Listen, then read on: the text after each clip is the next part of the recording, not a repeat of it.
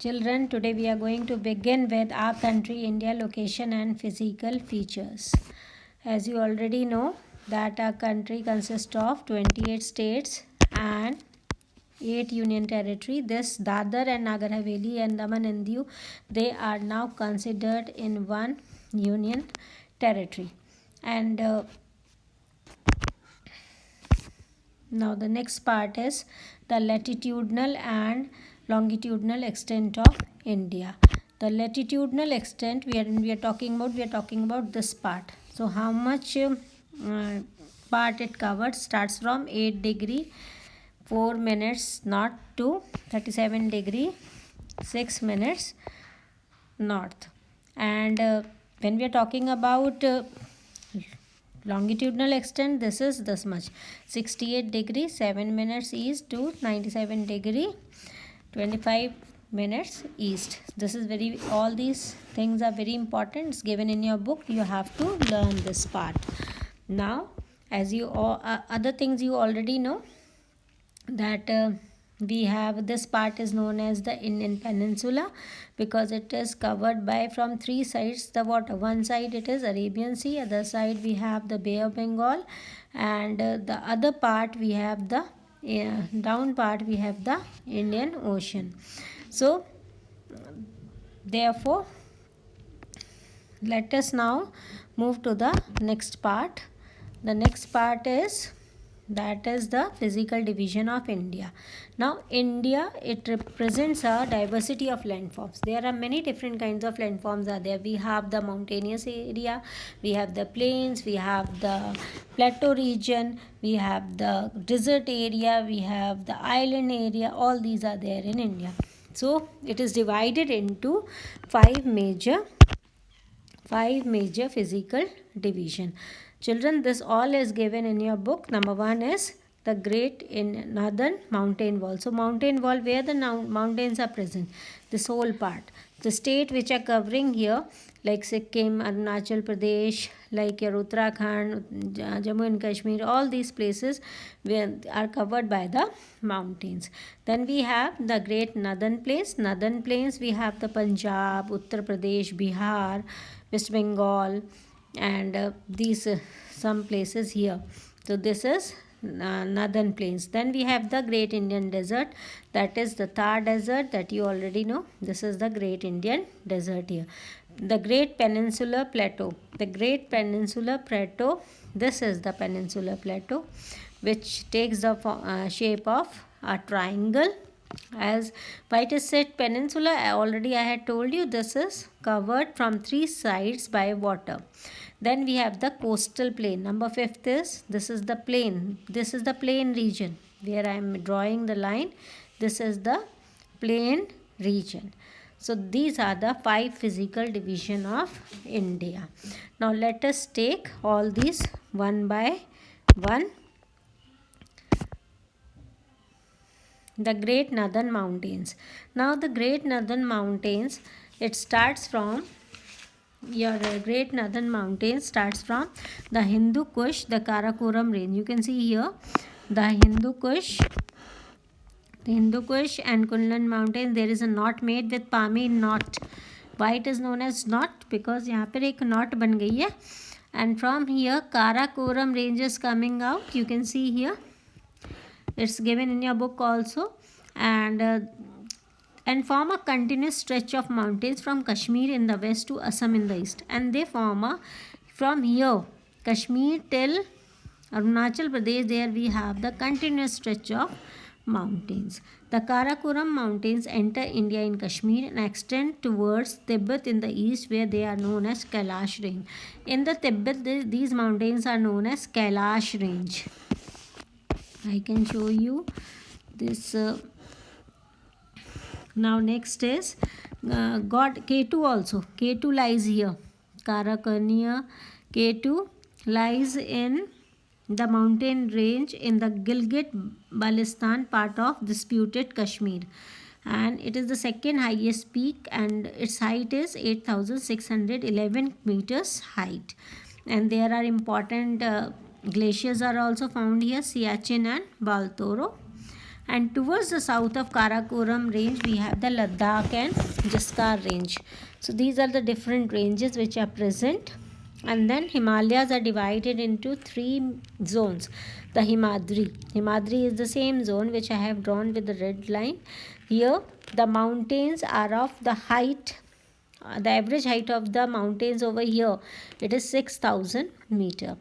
And it is the highest, here we have the highest peak of the world, that is Mount Everest is also present here. And the height of Mount Everest is 8,850 meter, and it is located where? In Nepal. And some of the other important peaks are which are there, like Kanchenjunga in Sikkim, Dholgiri, Naga Parbat, and Nanda Devi. All these are the different names of the mountains. Gangotri and Yamunotri glaciers are also found here only. River Ganga and Yamuna originate from these glaciers.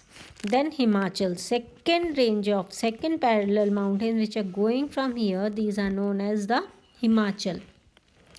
And the height of these mountains is 4,500 meter. And it covers with evergreen and oak trees, and you can find the hill stations, popular famous hill stations like Manali, Kullu, Dalhousie, Mussoorie. All these are here, all these places are here.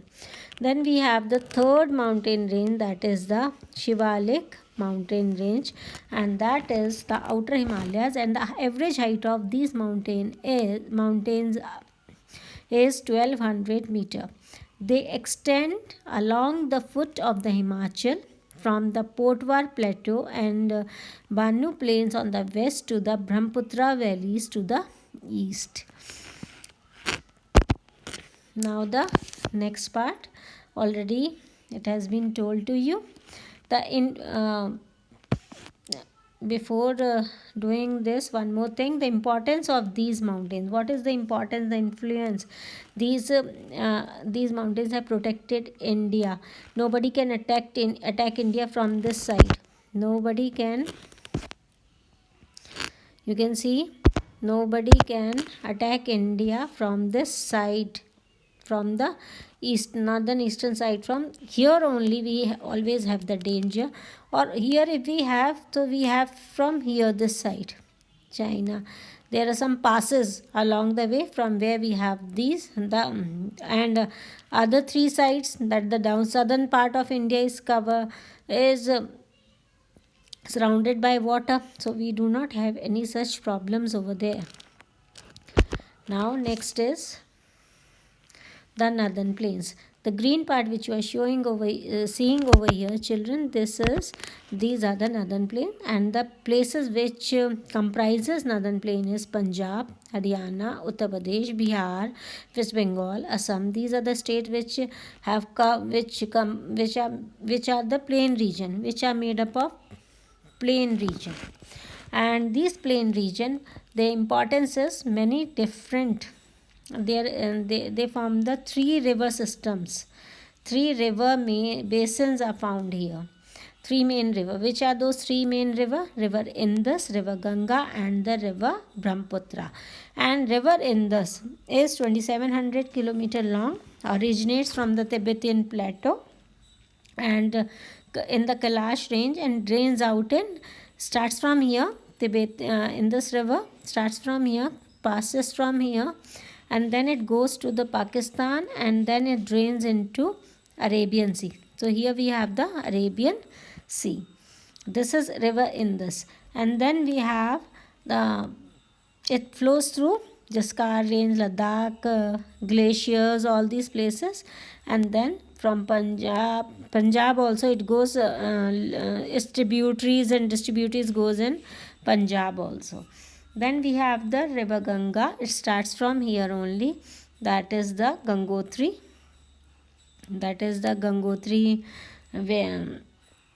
Glacier. And Yamunotri glacier, Yamuna starts. And both Ganga and Yamuna, they meet at Allahabad at Sangam.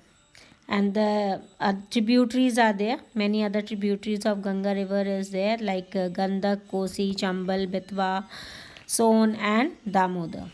Then Brahmaputra river, it originates in the southern western Tibet, and it is known as Yarlung Sangpo in western Tibet. And when then it passes like this, and it enters India from Arunachal Pradesh. From here it enters India, and where it is known as Dihang. Here this river Brahmaputra, it's known as Dihang. Then it turns towards southwest through Assam Valley here, and as the Brahmaputra flows down into the Bangladesh, it flows down into Bangladesh as Jamuna. In Bangladesh it is known as Jamuna, and journey is about 2900 kilometer. It covers a journey of about 2900 kilometer. It merges with Ganga to form the delta over here, that is known as the Sundarban delta, and the tributaries are Sabansri, Barali, Mansa, Buri, Dahing and Dausa. Then this is all about, children, this northern plains. Now let us move to the another part. Only the you have to learn here, this area is very fertile, for very good for growing crops. The land is made up of alluvial soil, and three river system. It is drained by three rivers, Indus, Ganga and Brahmaputra. All these things you have to learn. Now the next is, that is the Thar desert. Thar desert, as you already know, this is the third landform, third physical feature we are doing. Thar desert is present in the Rajasthan, lies mostly in the state of Rajasthan, stretches into southern Haryana, Punjab and northern Gujarat, and it is bordered by, here we have Aravalli hills also, Aravalli range here we have, and on the south by the salt marsh known as the Ran of Kutch. Then in this border, Luni is the only river, and Lake Sambar is a saltwater lake here, and this is and the man-made Indira Gandhi Canal irrigates the desert, carrying water from the river Satluj. So this is all about this area, that is the Rajasthan, the Thar desert. And now next move to the another part, that is the central highlands and southern plateaus. So below the plain area we have, these are the central highlands. Here you can see the Aravalli range. You have to mark this Aravalli range in your notebook. Then on the map already we had done this part. Aravalli range, this is the central highlands, because this is made up of mountain, and the southern plateaus are there. So now the highlands comprises mainly of three plateaus. Which are the three plateaus here? The Malwa plateau, you can see here, this is the first plateau, that is the Malwa plateau. Then we have this is towards the western part. Then we have the Chota Nagpur plateau towards the eastern part, and the Deccan plateau, this whole part is known as the Deccan plateau. This is the also known as Indian Peninsula. This part is known as the Deccan plateau. So southern region, it consists of three plateaus. Malwa plateau is flanked on the northwest by the Aravalli range. Means it is surrounded by Aravalli range, spreads in the area of Rajasthan, Madhya Pradesh and Gujarat. Chota Nagpur plateau, it is situated in the eastern part of India, covers the state of Jharkhand, Odisha, Bihar and Chhattisgarh. Deccan plateau, it is a triangular shaped plateau, and it is bounded by the Vindhyas to the north. Vindhyas are there in the northern part. The Vindhya range is there. Then eastern and western Ghats. So here we have the Ghats also, eastern and western Ghats. The Deccan plateau covers total area of 1.9 million square kilometer, and it slopes gently from west to east, give rises to several peninsular rivers such as Mahanadi, Godavari, Krishna, and Kaveri. All the rivers are here this side because it is sloped. The sloped means the mountains are sloped towards this part, means they are sloping here, they are more sloped here, so that's why the rivers they flow from west to east, from west to eastern part.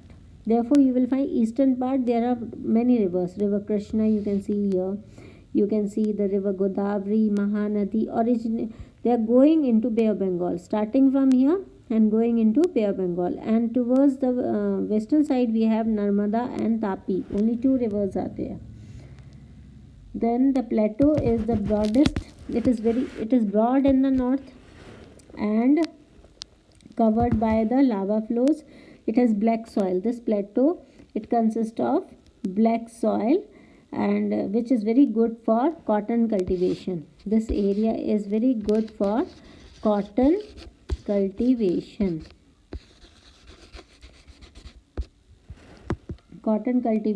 The plateau spreads over the whole area of Maharashtra, Gujarat, and Madhya Pradesh. There are natural harbors and lagoons in Mumbai and backwaters in Kerala. So this is all about the Central Highlands and the Deccan Plateau. Now we have the coastal plains and ghats. Let us move to the next part, that is the coastal plains and ghats. Now the green part which you are seeing, this is known as the eastern western coastal plain, and this is the eastern coastal plain. This green part is the plain region. Okay, and ghat is here only. Here we have the ghats. Then the western coastal plain lying between Western Ghat and Arabian Sea. Now you can see the western coastal plain, this plain region, this part, this lies between Arabian Sea and the Western Ghat. This is the Western Ghat and stretches from Kutch, starts from here, Rann of Kutch starts from here, Rann of Kutch, and goes to the Kanyakumari in the south. The western coast, it is known as Gujarat coast. Here it is known as Gujarat coast. Here it is known as Konkan coast, and southern part it is known as Malabar coast. That is from Goa to Kanyakumari it is known as Malabar coast, and from Maharashtra Konkan coast it is known as in Maharashtra to Goa. Gujarat में it is known as Gujarat coast. Eastern coastal plain, it lies between Bay of Bengal and Eastern Ghats. It is wider. Eastern Ghats are more wider than the Western Ghats. Eastern coastal plains are more wider than the Western plains. It extends from the mouth of Ganga to Kanyakumari. Start from here, from where the river Ganga comes here, the river Ganga, it passes through like this and it comes here. So from here till Kanyakumari it is there. The northern half, here it is known as Northern Circus. It is not written, already I had Northern Circus in your book, you can see these are Northern Circus. And towards the southern part it is known as Coromandel coast. It is in Andhra Pradesh and Tamil Nadu. It is known as Coromandel coast, and this coastal strip, it has the fertile deltas because many rivers flows through it. River Krishna, River Godavari, River Kaveri, many rivers, 4-5 rivers are there. So these rivers, they go into Bay of Bengal, so they form the delta here. They form the deltas. And there are several lakes on the eastern coast. Lake Chilka is also one of the lake here, and Lake Colliery and Palikat in Andhra Pradesh. The Western Ghat is known as Sahidri in Maharashtra and formed by the Nilgiri and Anaimudi hills in Tamil Nadu. The Eastern Ghat, with an average height of about 610 meter and lower in elevation and stretched from West Bengal in the north through Odisha and Andhra Pradesh to Tamil Nadu in the south. The Eastern Ghats are broken by valleys. Eastern Ghats, they are broken by valleys are there, and they gently merge with the eastern coastal plain. Now we are going to study about the next part, that is the India's island chains. There are two island chains are there here, Lakshadweep Island and the Andaman and Nicobar Island. So Lakshadweep Island in Arabian Sea, Lakshadweep and Bay of Bengal. Andaman and Nicobar Islands are found in Bay of Bengal. Lakshadweep means 100,000 islands there, and is a group of Lakshadweep Islands is a group of 36 coral island in Arabian Sea, the west coast of Kerala. These islands, 10 of these islands are inhabited. Out of 36, only 10 islands are the island where the human beings live, and other island it is not inhabited. Minicoy, with an area of about 5 square kilometer, is the largest island in the Lakshadweep group. So one of the largest island here, it is Minicoy. Minicoy is the largest island here. Then Andaman and Nicobar archipelago is a string of, this is why it is known as archipelago. The group of islands is known as archipelago. So it consists of 572 islands lying in Bay of Bengal, and they are separated by a sea that is known as 10 degree channel. The sea coincides with 10 degree north latitudes, hence it was given the name 10 degree channel. Only 36 islands are inhabited. Out of 572, 36 are inhabited. Most of the islands are mountainous. Here mountains are present and are covered with thick forest. So here children, we end up with this chapter. Go through the chapter again and see the video, and do the question answers also in the notebook.